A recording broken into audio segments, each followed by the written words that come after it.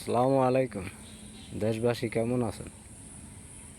একটু আগে নেত্রকোনার এক উনি মনে হয় বর্তমানে উপদেষ্টার সাথে আছেন, যত সম্ভব আর্মির, মনে করেন রিটায়ার্ড, নাম বজলুর রশিদ।